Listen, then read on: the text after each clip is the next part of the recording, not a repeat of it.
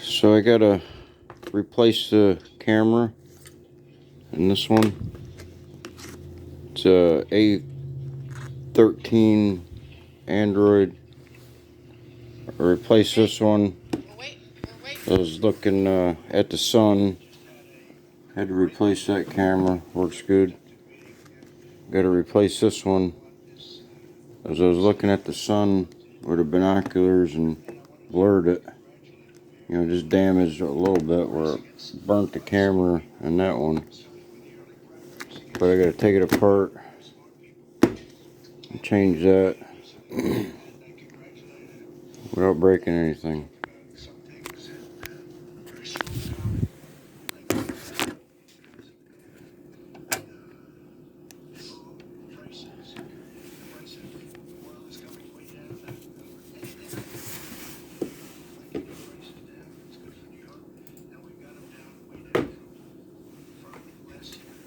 So this is real loud. This was the original reveille horn played every day at a base. But I had to resolder the wires and ended up melting it, and I lost the wire that came out of there. Broke, so I can't use that. This works good for now. Super loud. Almost as loud as a megaphone.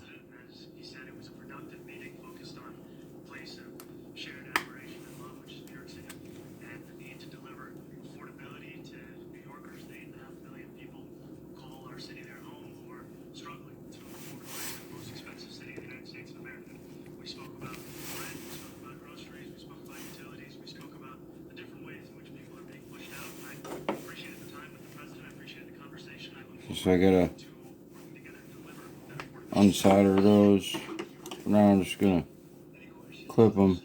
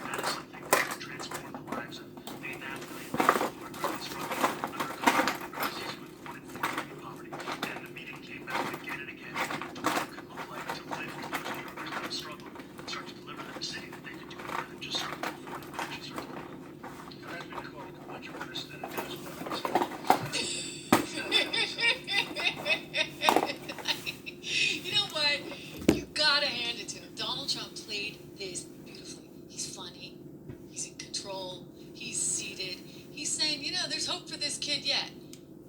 You know, we might be able to get him to come around a little bit. You might surprise some people. You know, we're gonna sit him down. Sit him down with Art Laffer, right? Or Larry Kudlow. Let's do a little Econ 101. Steve Forbes would be great too. This is how it works, little guy. Right? This is reality. It's fun. There's just a couple of moments I gotta share with you. Here's another.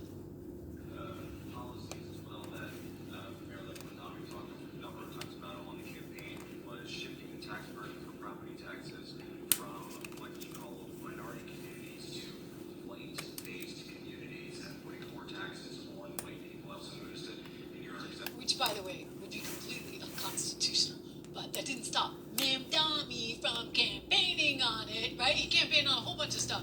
How much he hated Trump, how he was a fascist, he was never going to deal with him, and there he is, begging at the White House. Let's keep listening to Jack here asking the question. Didn't mention anything about America or Christians or white people in general, and so I didn't know if that was one of the policies that you guys have spoken about. We focused on affordability, we focused on the cost of living crisis. What I will say is that I am very much interested in property tax reform, because what we see right now in New York City is a system that is so inequitable that it can't even stand up in court. And the president and I spoke about the importance of not only building more housing, but also making sure that regulation of housing is something that is manageable to actually get through, and not the cause of yet another weight that we see. Continuing this idea of race-based property tax. So to be very clear, the use of the term was a description of neighborhoods, not a description of intent. Woo! Your liver works hard. This is one shot I can get behind. It will aid in digestion, aid in metabolism. Good luck with that. Good luck with that. Good luck with that. Here is a really funny moment. We played this in the tease up the top of the show. I just think this once again goes to Trump's sort of ability to be rather magnanimous and also humorous when confronted with, okay, is this guy going to start attacking me in the White House? Watch. Are you affirming that you think President Trump is fascist? I've spoken about. That's okay, you can just say yes. Okay. That's easier. It's easier than explaining. I don't know. It's easier than explaining it, okay? Pretty good stuff. Now, that does not mean for 2 seconds that anything here is fixed. What it tells you is that Donald Trump at least is saying, okay, affordability is a big issue for people. I actually think, and if you look at, for example, what he got nationwide, I believe he got 20% of the black male vote nationwide. We can talk to maybe John McLaughlin about that a little bit later in the program. America's Top will start doing when it gets anything right. But I do think that a lot of people that have historically, traditionally voted for Democrats are now coming into the fold. And he's close on New York. He's like really, really close on New York City in general. And he knows that, right? Like, you can almost taste it. And he's close on places like New Jersey, even, where something like 46% of the Hispanic vote went for Donald Trump. So he's recognizing that he is representing working class Americans. Mamdani, on the other hand, really isn't representing working class. He's representing the elites that are so mad because, you know what? Alex Karp from Palantir said this really well. The elites who went and got these great Ivy League degrees and are still paying them off, all those PhDs paying off their degrees in English, Lit, and Transgender Studies, and you know what? They're not making any money. So they're kind of angry. They're stuck in debt, and they went on. They campaigned for Mamdani, and then he turned around and he did this. Okay? Like, that's tough, right? That's tough. Well, I'll tell you this. Donald Trump was gracious today. Donald Trump was magnanimous today. Donald Trump was filled with humor today. Donald Trump was Trump today and did a lovely job welcoming him in. So now if he turns on Trump, you know what Trump's going to do. Let's go back to the man himself saying it. Said he will defy ICE and will not allow ICE to arrest criminal aliens in New York City. Your message to communist Zoran Mamdani. Well, then we'll have to arrest him. Dun-da-da, right? I don't think that's really going to change because, I'm sorry, buddy, but if you are violating the law,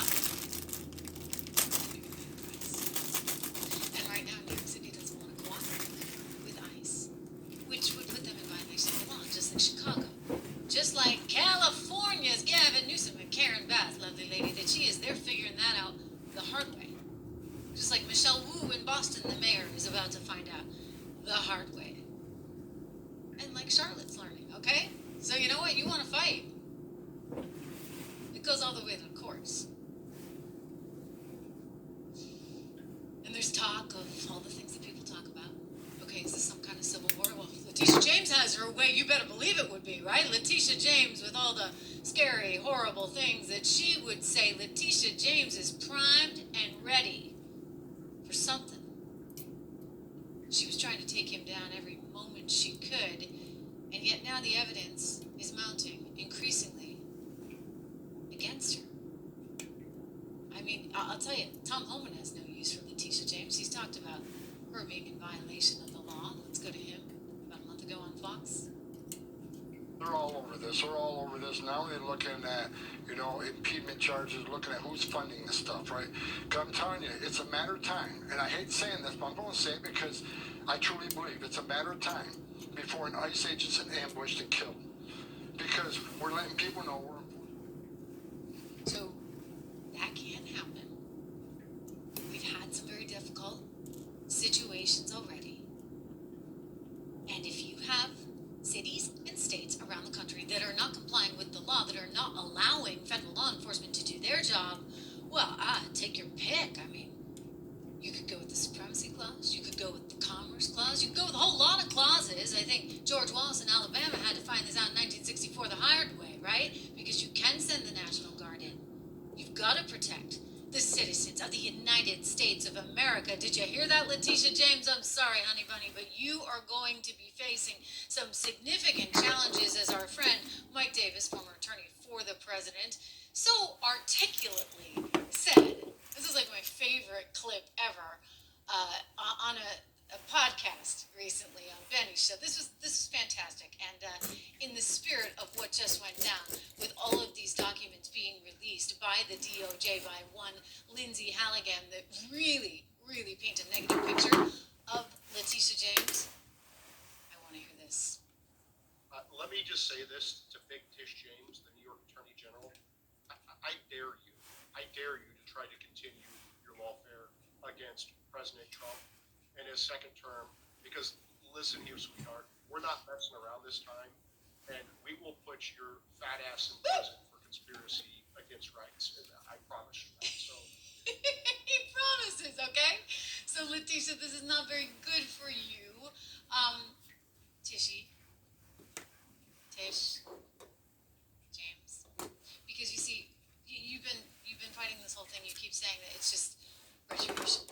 That he's just upset because you went after him. I mean, he has every right to be upset. And by the way, they're pursuing that in the state of New York because they believe that you violated his federal rights. It should never be a situation where someone is so deliberately targeted like that. But Bill Pulte over at FHFA, he found some things out that aren't very good for you. We're going to get to some of this evidence in just a minute. But I first want to start off with Government Exhibit 1 in the 32-page document released just hours ago by one Lindsay Halligan there in Virginia. Because what she's showing you here is a whole bunch of mortgage fraud cases. In other words, this is not unusual to bring a case against somebody for mortgage fraud. If somebody commits mortgage fraud, then yes, they can be prosecuted. And you can actually get prison time for this. So this is a criminal case. I mean, unlike the one that Donald Trump was facing with Letitia James, which was just, a kind of white collar case. This is like full on, if it's proven out, she could go to jail. So this is pretty serious stuff. Let's go back to what they have discovered here. So the DOJ is revealing some insurance forms that were signed by Letitia, claiming that her house was empty 5 months a year. Do you see this here in yellow? I'm going to make it much bigger. So here in yellow, the months unoccupied would include February, July, September, November. No, forgive me. Those were the months occupied. So it says that the occupancy is by the owner. The residence usage is non-seasonal. This is not good. I mean, this is an insurance document. So now this would, if you think about it, basically corroborate, right, what was going on with the other documentation that we saw. We've seen the mortgages themselves in which she was saying, this is actually a home that I am going to use, like a vacation home, secondary property, which she listed actually, I guess, as a primary. And then you had the other one that was, well likewise, I guess, registered in the wrong way. So she's facing some challenges. Oh, look at this, Mike Davis, because he put some of this stuff out here. He said in another application, James claimed that the Norfolk house was occupied by a single adult with no children. But she actually knew that the house was occupied by her niece. And the niece is 3 children. Her grandniece.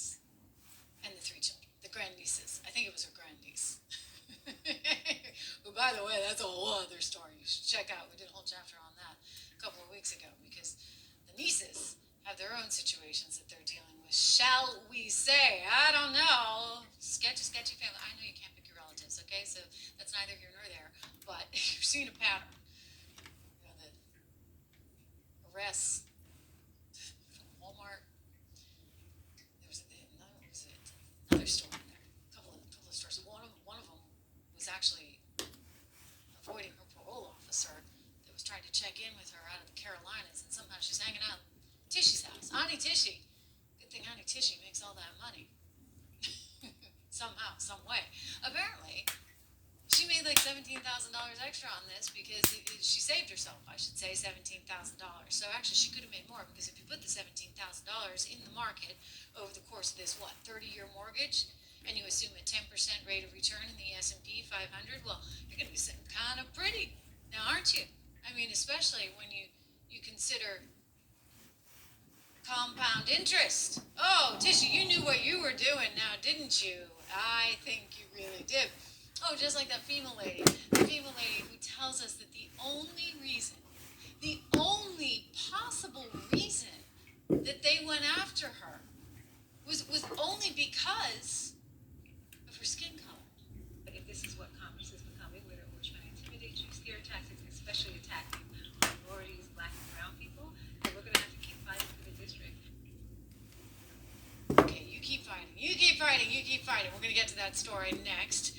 But first, a quick word from Dose Daily. I'll tell you, this is the hidden hero here.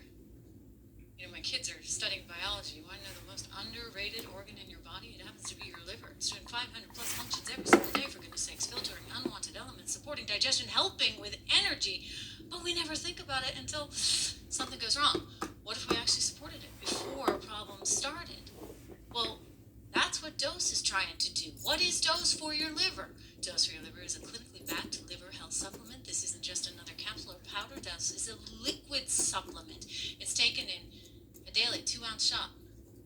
Kind of tastes like fresh squeezed orange juice. Not bad. Dose cleanses the liver of unwanted stressors that are slowing your liver down and promotes daily liver function. So your liver can do its job. 0 sugar, 0 junk, 0 calories. So, what does the liver even do? Gosh, I sound like the kid's teacher, right? It's your body's filter. It processes everything you consume and performs 500 plus daily functions. Think energy production, digestion, fat metabolism, vitamin storage. Yep, the liver's making these processes happen every single day. And when it's overworked, guess what? You feel it. So what can you expect when drinking Dose Daily? You're going to reduce sluggishness, hopefully get rid of some of those midday crashes, hopefully support your metabolism here. Aid your daily digestion. It's kind of good stuff, right? And guess what? You can get it at 35% off. So if you're ready to give your liver the support it deserves, head over to dosedaily.com/REGAN. I know everybody's like, were you related to Reagan? Nope. Regan. Maybe related to Donald Regan, the chief of staff. Not that I know about, but hey, all the Regans. We take them all in, you know what? All of them. We take credit. Actually, my relatives in Ireland do say that Reagan is related to us. So there you have it. Okay, enter REGAN to get 35% off your first subscription. Your body does so much for you. Do something for it. That's Dose Daily. DOSEDAILY.co. Important, not .com. .co/REGAN for 35% off your first month's subscription. Okay, female lady. Can you believe her? That's what I'm calling her now because she's got a really long name. A really, really long name. And I'm going to let the reporter say it because I kind of need to work myself up to it, okay? But she's the woman that's just had to step down because of these massive allegations. According to officials, she stole, alongside her brother and some other people, like $5 million worth of your taxpayer money that was from FEMA. Here we go. A federal grand jury indicting Congresswoman Sheila Sherpolis McCormick and a number of her associates, accusing them of stealing millions of federal disaster funds, laundering that money, and using part of it to support her 2021 congressional campaign. The money we invested was to make sure that we can touch the people in the community, but the money didn't determine this election because most people put a lot of money in the community in the campaigns, they don't win. Federal prosecutors say Sherfulus McCormick and her brother Edwin Sherfulus ran a FEMA-funded COVID-19 vaccination staffing contract through their family healthcare company. Prosecutors say in July of 2021, the company got a $5 million overpayment. Prosecutors say the group diverted that money and tried to hide it through multiple accounts.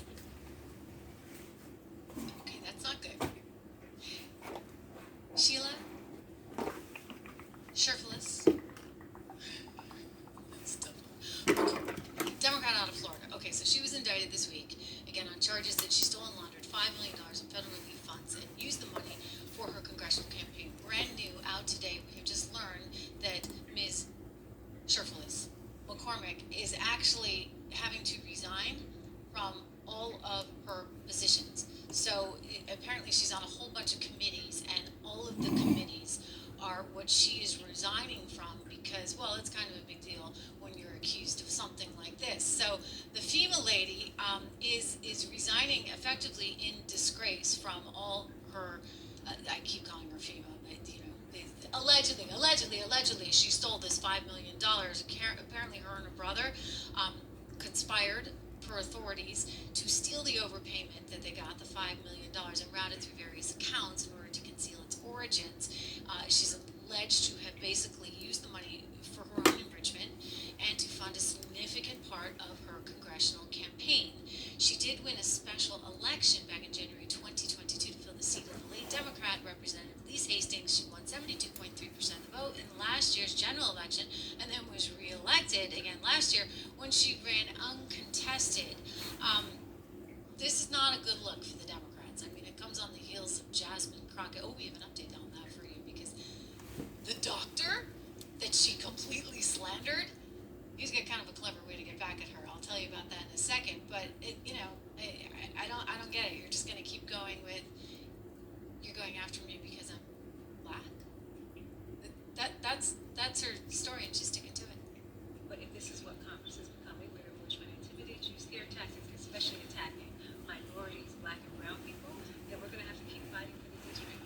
And everybody has been giving me so much support, and we're going to keep fighting until the district gets what it needs, which is fair prices, housing, and fair representation of Congress. Thank you so much.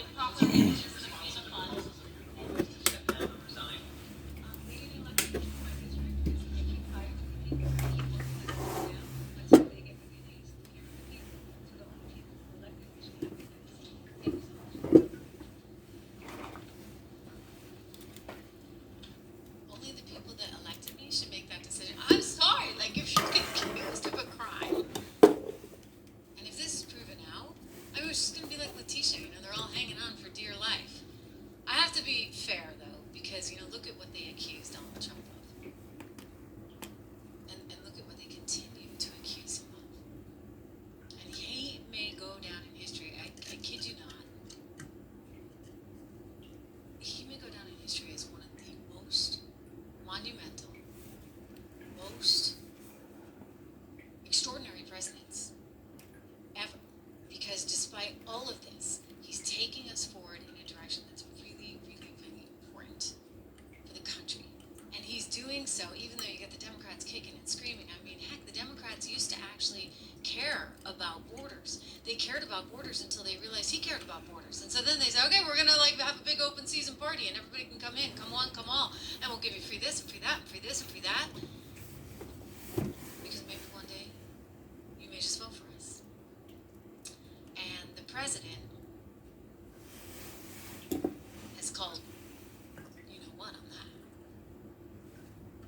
And he's daring to speak up for the middle class American that has gotten so lost by the Democrats. Frankly, they're out there saying we care about working people. We don't care about working people. You don't care about working people. Look at what you're doing on healthcare, for example.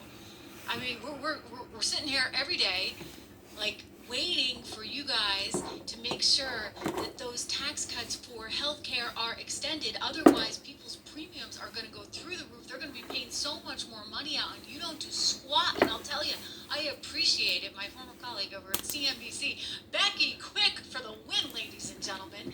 This former colleague of mine over at CNBC, who hosts the morning show very early in the morning, had Hakeem Jeffries on. I mean, You're up early in the morning. That's hard enough. And then you got to look at that guy in the screen. And he's just going off and trying to talk circles around you, but he's not very smart, as you know. And Becky, trust me, is smart. And she actually understands the economy, and she does understand markets. And she's like, I'm over you, bud. You make no sense. I want you to see her rolling her eyes in frustration. Now remember, like, it's cable. You can't be quite as animated and have the pizzazzy you have, say, over here on YouTube. Make sure you subscribe, share, like, all that good stuff. Make a comment. I appreciate it. But listen, it's cable, so you got to keep a little decorum. That's why it didn't really work for me.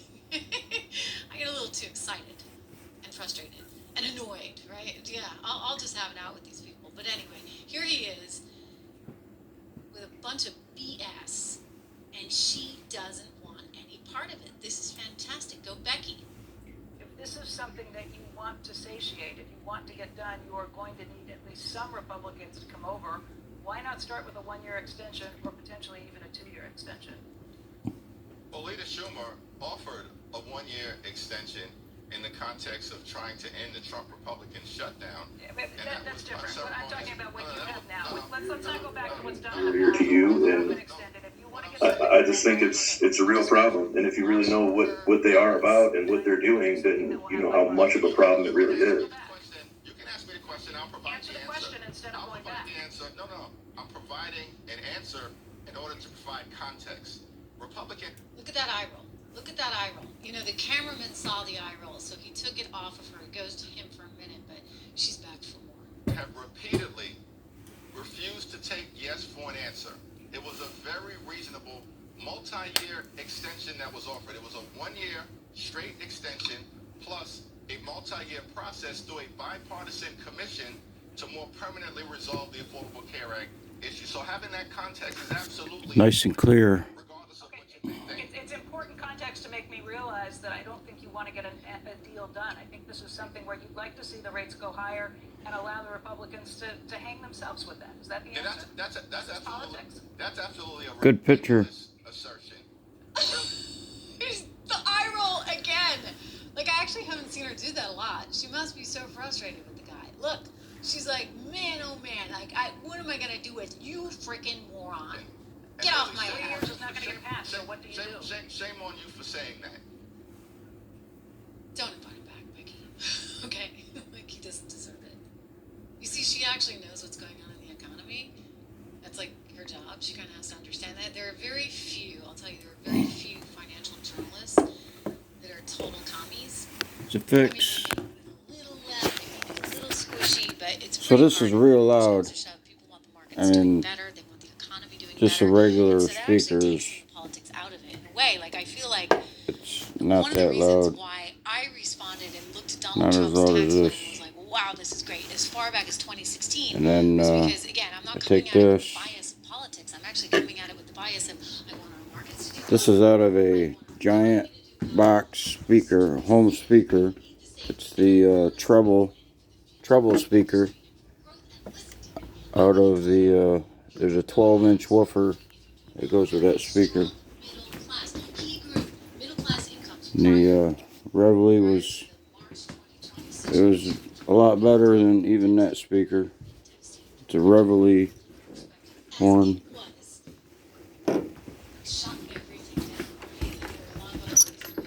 But with this speaker,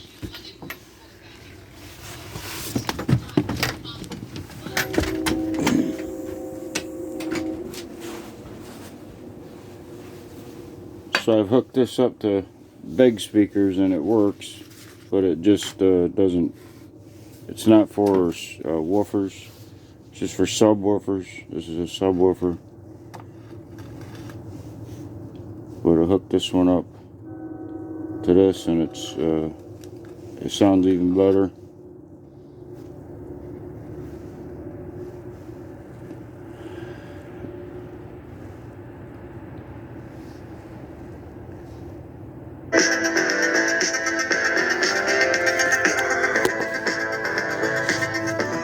So I take this.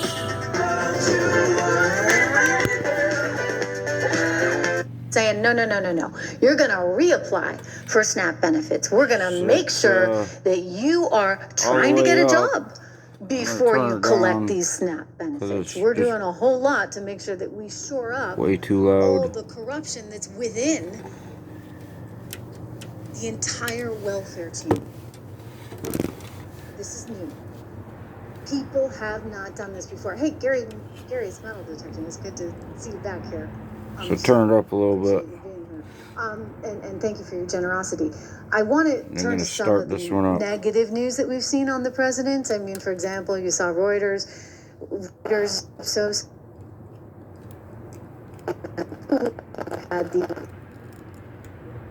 so I look at some of these polls and I'm like, really? Because like prices are coming down, and the market's doing okay.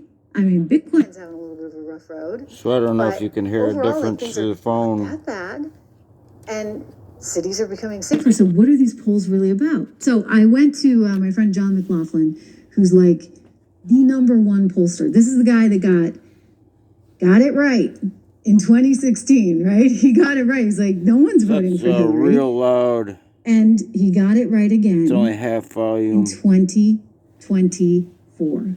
So what is You're not going to hear it much louder than what it is because the speaker on your phone. The liberal media polls keep getting wrong. And what do we do? What do we do to make sure Trump doesn't have a Democrat Congress that he's going to deal with? Because you know what's happening. Impeachment, and nothing's going to get through, right? Joining me right now on Where Donald Trump